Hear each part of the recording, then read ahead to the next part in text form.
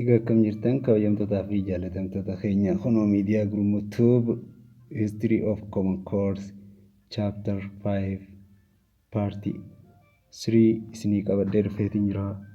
Akkam nagaa jirtanii? Egaa arraan tana mata dureen keenya kanarraa Cause for his downfall kan jedhurraa kan ka'u. Downfall of Emperor Theodorus. Downfallii kana kallattii lamaan kan laaluu dandeenyudha.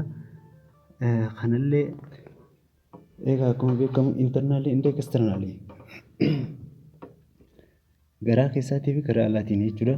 Internaallyidhaan maaltu ta'e? He faced resistance and rebellion broke out in several regions such as in Gojam, Semen, Wag and Lasta, Shawa, Wallo, Tigray. Kanneen keessaa resistaansiin gara keessaatiin akka itti ka'edha jechuudha. Gara keessaatiin internaallyidhaan isaan kanneen jechuudha.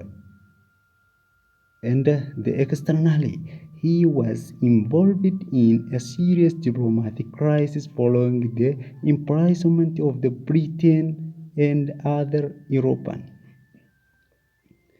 Externally, he was in Theodorus Emperor Theodorus involved in serious diplomatic crisis.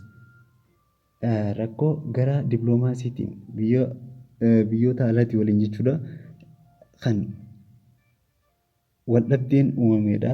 San hordofee imprisonment of the Britain and the other European. Lammii Biriiteenii fi Awurooppaanota biroo hidhee kan ture jechuudha. Sababa kanaaf jeeti Emperor Theodorosiin.